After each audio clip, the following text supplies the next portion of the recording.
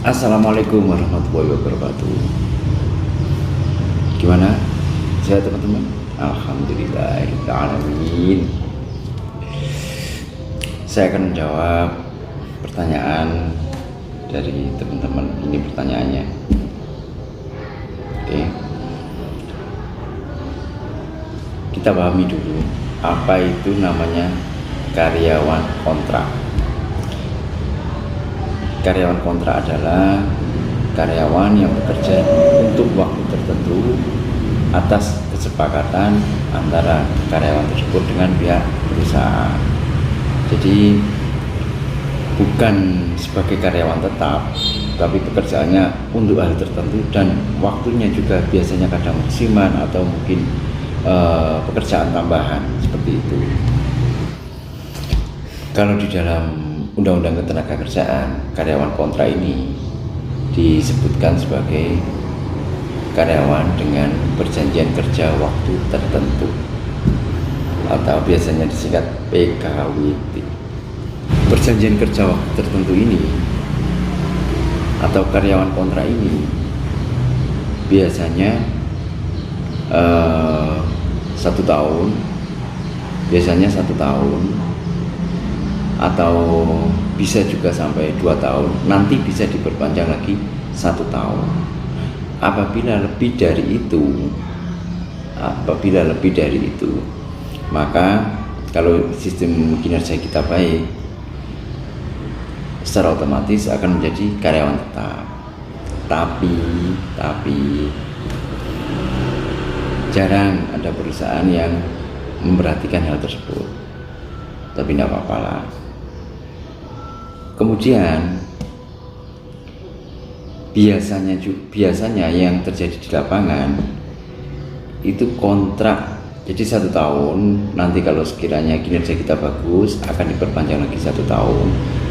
Yang fakta di lapangan ya, kita tidak berbicara mengenai undang-undang ya. Kalau undang-undang perpanjangan maksimal sampai 1 tahun. Jadi setelah kontrak, katakan kontrak 1 atau 2 tahun, bisa diperpanjang 1 tahun lagi. Tapi setelah perpanjangan lagi, katakan sampai di atas 2 tahun, maka secara otomatis karyawan kontrak tersebut akan menjadi karyawan tetap. Tapi yang saya temui di lapangan, biasanya 1 tahun, nanti kalau kinerja kita bagus, perpanjang lagi 1 tahun, diperpanjang lagi sampai 5 tahun. Biasanya seperti itu. Seperti halnya kita kan juga sebagai in-house lawyer atau biasa disebut dengan karyawan kontrak, konsultan hukum sebuah perusahaan. Biasanya kita 1 tahun, nanti kalau kinerja kita bagus akan diperpanjang lagi. Jadi kita tidak hal seperti itu, kita tidak saklek harus seperti yang diuraikan pada Undang-Undang Ketenagakerjaan ini. Tidak. Semua mau diperpanjang lagi ya silakan. Itu mungkin kita dari situ.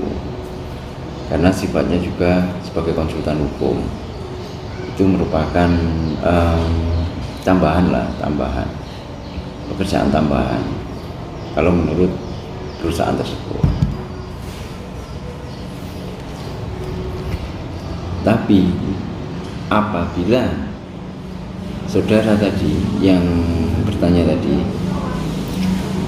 1 tahun kan sudah kontrak ini, terus kemudian masanya kan habis, diperpanjang lagi 1 tahun, tapi baru 9 bulan perusahaan tersebut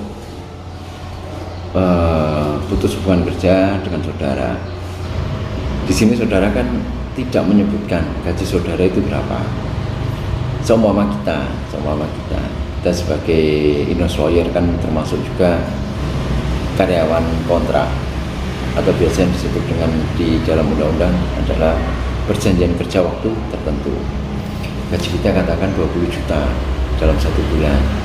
Nah, 1 tahun kita sudah dikontrak selama 1 tahun, tapi dari pihak perusahaan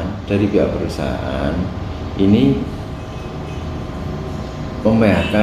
memutuskan hubungan kerja secara sepihak, memutuskan perjanjian secara sepihak, maka di situ seandainya 1 tahun kontrak saya yang diperpanjang itu seperti pertanyaan, dan saya masih kerja di situ selama berapa? 9 bulan, berarti masih sisa 3 bulan.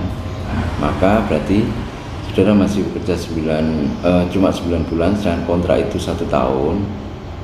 Maka perusahaan tersebut harus menyerahkan 20 juta kali 3 ini tadi.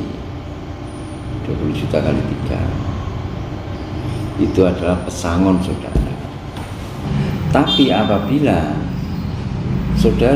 seandainya saudara yang memutuskan kontrak dengan perusahaan tersebut, maka saudara harus membayar ke perusahaan itu sebesar berapa? Kontraknya katakan 1 tahun dan ini 9 bulan, berarti saudara yang harus seandainya gaji itu tadi 20 juta kali 3 harus saudara berikan kepada perusahaan. Itu adalah hak dari perusahaan tersebut. Selain itu, hal-hal yang perlu diperhatikan awal mula kita seandainya mau perjanjian kerja waktu tertentu atau sebagai karyawan kontrak, satu yang perlu diperhatikan adalah jangka waktu. Kapan jangka waktu itu? Jangka waktunya jadi harus jelas. Yang kedua, jenis pekerjaan tersebut juga harus jelas. Biasanya, tapi bukan kami ya, bukan kami ya. Maksudnya biasanya teman-teman karyawan kontrak itu ada beberapa pertanyaan.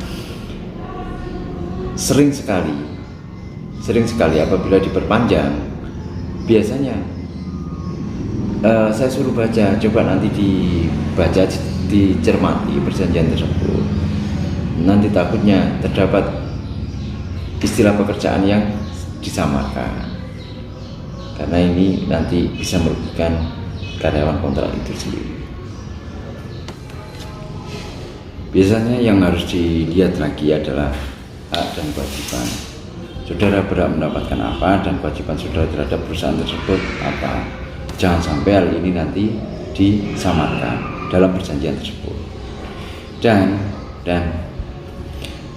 kalau hak dan kewajiban sudah dicantumkan, maka saudara harus melihat batasan-batasan mana yang terkait dengan pekerjaan saudara. Perjanjian tersebut harus mencantumkan pembatalan kontrak, syarat pembatalan kontrak. Jadi tidak boleh apabila saudara mau melakukan perjanjian dengan perusahaan, tapi perjanjian tersebut di sini kan kerja waktu tertentu. Kalau tidak ada pembatalan kontrak, maka saudara akan dirugikan, karena sewaktu-waktu dari pihak perusahaan bisa untuk melakukan pemutusan hubungan kerja dengan saudara. Jadi itu juga saran dari kami untuk sementara cukup. Saya akhiri. Assalamualaikum warahmatullahi wabarakatuh.